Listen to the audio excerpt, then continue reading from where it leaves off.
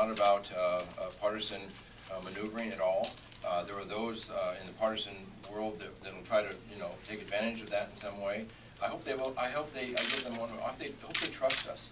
I hope they trust these two Alaskans, because we are not doing this to get a political advantage or a maneuvering advantage. We're here to put the best team together, to field the best team for Alaska. I hope that they will watch us. I hope that they will engage with us. We've already certainly heard from some. We've heard from others, and we'll be very vocal in all of our outings across the state. So I guess I'd just ask for the word trust, I think, on that. Can I respond also? Yes, please. This was not an easy decision. It was agonizing. I called many Alaskans before I made my decision. I thought about all of those who have supported me. I'm comfortable in the sense that I believe the huge majority of those who voted for me wanted a better Alaska. They wanted a result.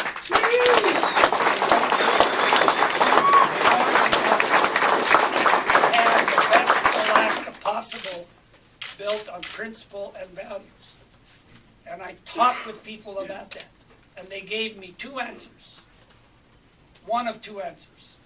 They said, Byron, you're doing the right thing. Secondly, those who didn't say that said, Byron, we believe in you, we trust you. I don't know what more I can do. I do reach out to every single person who voted for me. And as Bill has said, it's hard in political life to ask for this because of recent or a long history. But we're trying to change that. And I ask you to trust me. Look at my record. Look at what I say. Look at the actions I take. I cannot do anything more.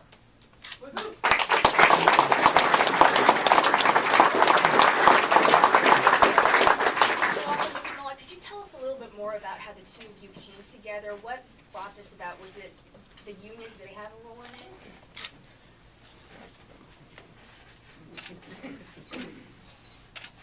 Fair chief. Oh, yeah, I think, thank you. Working together. Something happened to me in Fairbanks at AFN. We went to AFN. Our team went to AFN, and I was committed as a team. We said, we're going to stay at AFN the entire time.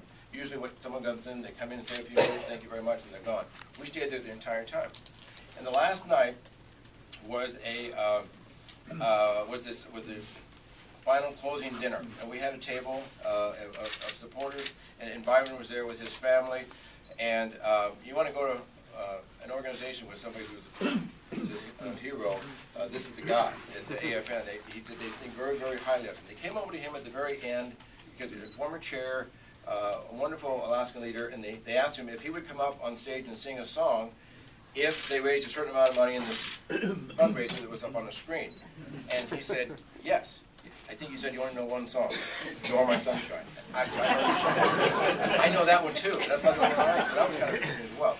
But when they raised the money and he went up to do this, he came over to me and said, come with me. I would be honored if you'd join me on stage. I went up on stage, he took the microphone, he introduced me.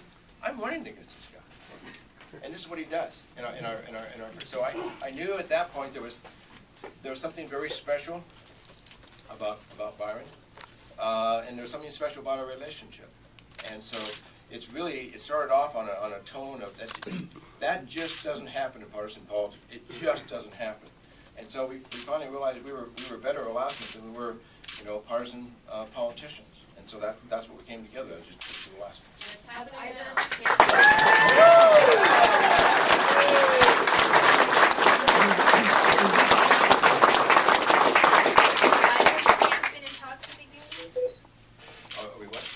Either of your camps before to you coming together have been in talks with the unions? About this. No, we both went and presented at AFL-CIO, and neither of us came home with You will. Draw, but there hasn't been any It's coming. discussion. Are you taking questions from the teleconference listeners? I'm sorry. Telecom. Was it- Somebody just asked if you're taking questions from the telecom. I am, go ahead. Hi, well, you mentioned AFN, and some of the issues that came up there having to do with tribal sovereignty, subsistence, voting rights, energy costs, are very important, and I think some of the people at AFN voted for Byron because they thought that he held all of that very close to his heart and would fight for those kinds of things. Do you see a difference between the two of you on some of those issues? And how are you going to work them out? How high a priority are Native issues going to be for you as governor? Well, let me respond to that first, and then Byron, like you too as well. You know, when I ran as independent, and I am now, I was able to select my running mate, and I selected Craig Fleener. Craig Fleener is from Fort Yukon. Craig Fleener is an Alaska Native, a wonderful, wonderful Alaskan, whose issues are, and my issues have always been the high cost of energies. You know, we have said in our campaign, Craig and I have said, we can't guarantee we'll fix these issues, but we guarantee we will address them. We'll put them on the table, and we will have the right people at the table to address those issues. So, we had already addressed those. Craig and I had in our campaign from pretty much from day one, and I'll let Byron speak to that as well. During the course of the campaign, where we've appeared together, these issues have been raised several times in substantial detail. I never was uncomfortable based on my own beliefs and values and understanding of those issues with any answer that Bill Walker gave. When he couldn't go the full way, he said so. But he always said, I will work with you. I don't know how ultimately we can say better than that. I am confident on the issues that I care passionately about, or I would not be here, that Bill Walker is committed to working with Alaska to resolve them in the best way possible for those affected and for all Alaska.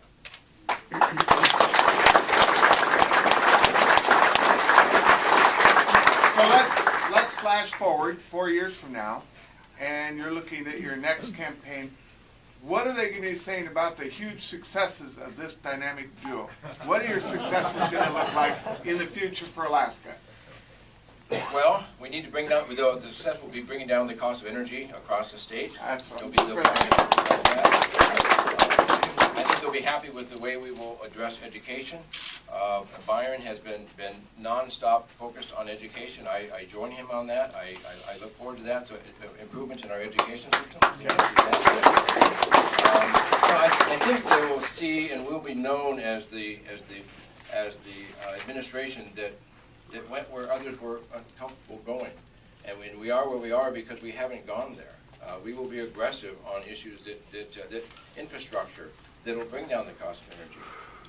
I've been a little bit of background on gas pipeline stuff over the years. We'll start building these things and stop waiting for them. So I think they'll see us as a they'll talk about the actions that we'll be individuals of action, of getting things done, and not so much of talking about things and studying things so much. We'll be in the administration of action. Let me just say that at that time I'll be 74. And I'll look you in the eye and say, I'm just as young now as I was in 71.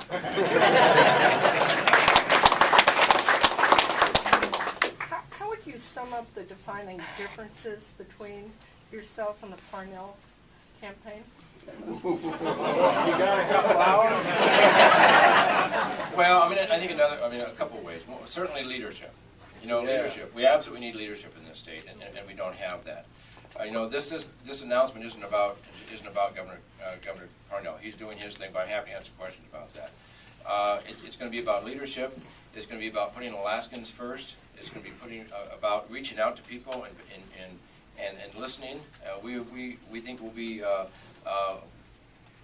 the ones that'll go and listen to what the concerns are, and I don't think we've had nearly enough of that.